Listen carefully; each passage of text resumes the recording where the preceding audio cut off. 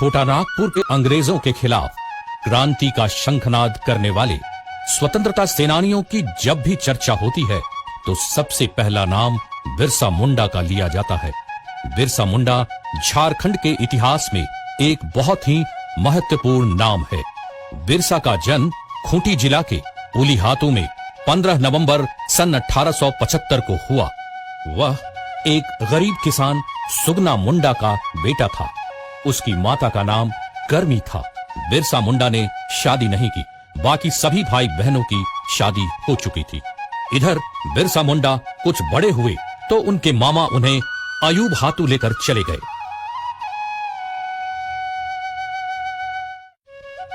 नाना के घर में उसकी मौसी जौनी उसे बहुत प्यार करती थी। यहां तक कि जब उसकी शादी हुई तो बिरसा को अपने ससुराल खंडगा गांव लेकर आ गई। इन्हीं दिनों बिरसा एक ईसाई धर्म प्रचारक के संसर्ग में आ गए। अयूब हातू में मामा ने सलगा के स्कूल में दाखिला दिला दिया।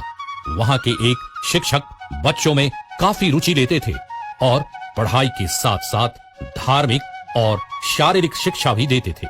बिरसा ने चाईबासा मिशन स्कूल से उच्च प्राथमिक शिक्षा हासिल की थी। एक बार फादर नोतरोत ने ईश्वर के राज्य सिद्धांत पर जोर देते हुए कहा, जो भी ईसाई बने रहेंगे उनकी जमीन वापस कर दी जाएगी। इस बात से बिरसा के साथ साथ और भी लोगों को काफी धक्का लगा। 1886-87 में मिशनरियों से सरदारों का संबंध टूट गया। मिशनरियों ने सरदारों को धोखेबाज कहना शुरू कर दिया। बिरसा ने इस बात को लेकर विद्रोह कर दिया, जिसका परिणाम यह हुआ कि बिरसा को स्कूल से निकाल दिया गया।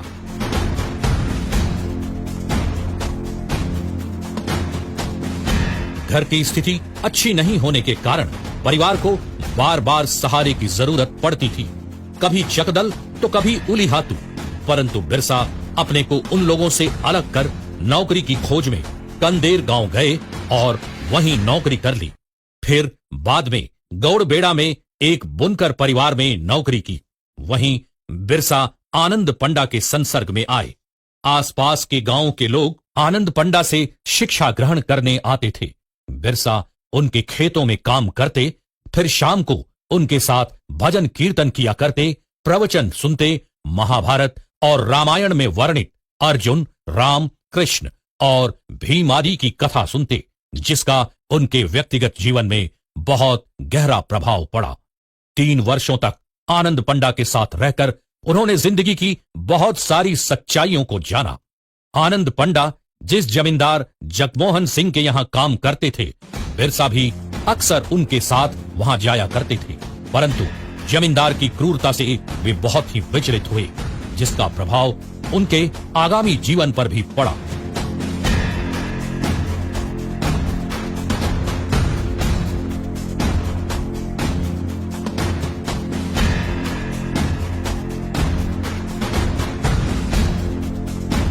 आनंद पंडा बिरसा की कर्तव्य निष्ठा, कठोर परिश्रम, सच्चाई और ईमानदारी से बहुत प्रसन्न थे। यही कारण था कि उन्होंने बिरसा को कुछ मंत्र भी सिखाए ताकि वे अपनी जनजातियों के दुख को कुछ कम कर सके। उन्हें कुछ पारंपरिक औषधियों के बारे में भी ज्ञान दिया, जिसका लाभ बिरसा को इतना मिला कि वे बहुत ही चर्चित हो गए। समय निकालकर बिरसा शिकार खेलने भी चले जाते थे। वे अच्छे निशानेबाज के साथ एक अच्छे बांसुरी वादक भी थे। उनके महान बनने की भविष्यवाणी उनके शैशव काल में ही एक वृद्धा ने की थी।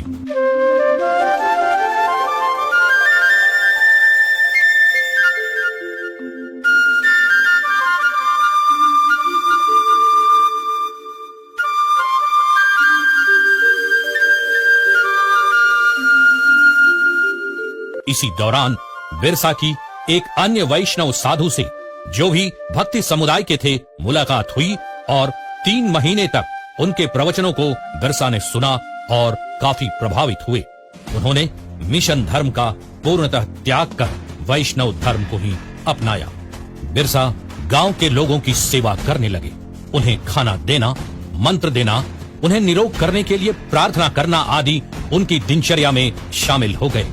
खुद तो निरामिष बन ही गए और लोगों को भी इसके लिए आह्वान किया। गोवध रुकवाया, तुलसी की पूजा करने लगे, इसके साथ उपदेश देना, दवा इत्यादि। सिंह बोंगा यानी ईश्वर एक है, सिर्फ उन्हीं की पूजा होनी चाहिए। बोंगा को मत मानो, भूत प्रेतों को मत मानो, किसी भी पूजा में बलि मत दो, हिंसा बंद करो, शराब मत पियो, मांस मछली से परहेज रखो, सादा रहो, तुलसी की पूजा करो, झूठ मत बोलो आदि उपदेशों के साथ उन्होंने अपनी धर्म प्रणाली बनाई, जो बिरसईत पंथ यानी बिरसा का धर्म के नाम से स्थापित हुआ। एक बात और सामने आती है, जब बिरसा ने एक स्वप्न देखा और उसकी चर्चा वीर सिंह मुंडा नामक व्यक्ति से उन्होंने की थी। उनके मुताबिक स्वप्न में उन्हें दिव्य दर्शन हुए और उनके अंदर किसी शक्ति का प्रसार हुआ। लोगों ने यह अनुभव किया कि बिरसा के अंदर अलौकिक शक्तियां आ गई हैं। वे प्रार्थना करते, प्रवचन सुनते। महामारी और चेचक के समय बिरसा ने गांव-गांव जाकर लोगों की खूब सेवा की।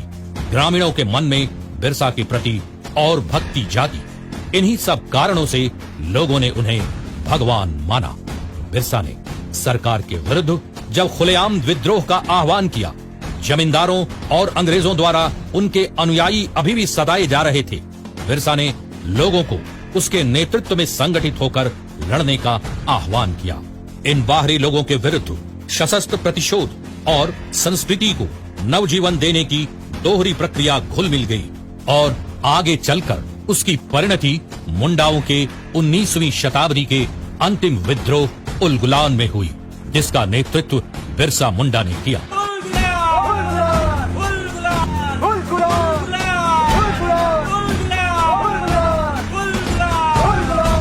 बिरसा और उनके अनुयायियों की गतिविधियों से अंग्रेज बौखला गए थे। किसी भी प्रकार सरकार इस आंदोलन को दबा देना चाहती थी। मियर्स, जो रांची के जिला आरक्षी अधीक्षक थे, 24 अगस्त 1895 को स्वयं बिरसा के गांव चलकर गए और बिरसा को सोए हुए में गिरफ्तार कर रांची लाए, जहां बिरसा को रांची जेल में रखा गया। रांची आयुक्त के अदालत में नवंबर 1895 को बिरसा और उसके 15 सहयोगियों को सजा सुनाई गई। बिरसा को 2 वर्षों की कड़ी सजा एवं 50 रुपए जुर्माना भी किया गया। पैसा नहीं अदा करने पर 6 महीने की और सजा काटने का आदेश दिया गया। 1897 के उत्तरार्ध में महारानी विक्टोरिया के शासन की हीरक जयंती के अवसर पर जेल से बिरसा मुंडा सहित अनेक कैदियों को रिहा कर दिया गया। बिरसा ने भूमिगत रहकर मुंडा राज्य की स्थापना के लिए चुटिया से पलायन कर डोंबारी बुरु को अपना कर्मस्थल बनाया।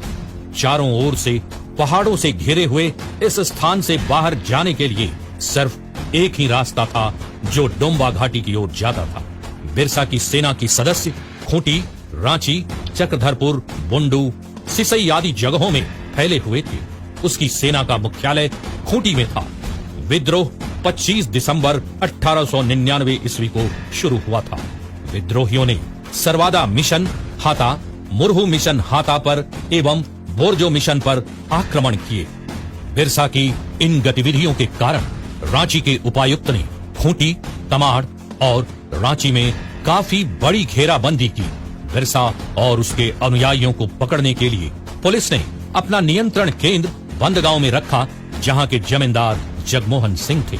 समय को देखते हुए बिरसा भी अपनी नीति में बदलाव लाते थे। तीर धनुष तथा गोला बारूद का मुकाबला चलता रहा। अंत में बिरसा के अनुयायियों की पराजय हुई। लगभग 300 लोग बंदी बना लिए गए।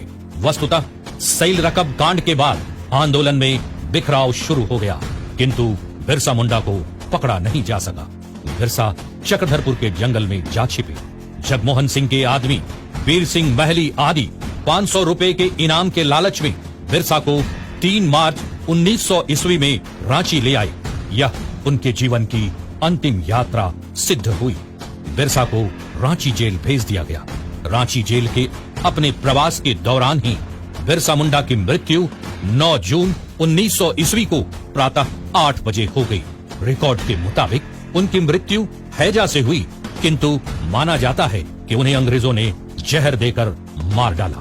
बिरसा मुंडा ने खूंटकटी अधिकार को मुंडाओं का जन्म सिद्ध अधिकार बताया था। हमेशा यह प्रचार करते रहे कि अबुआ राज एटे जाना, महारानी का राज समाप्त हुआ। आदिवासियों को खोए हुए अधिकारों को वापस दिलाने तथा शोषण से मुक्त कराने के लिए आज भी बिरसा को याद किया जाता है।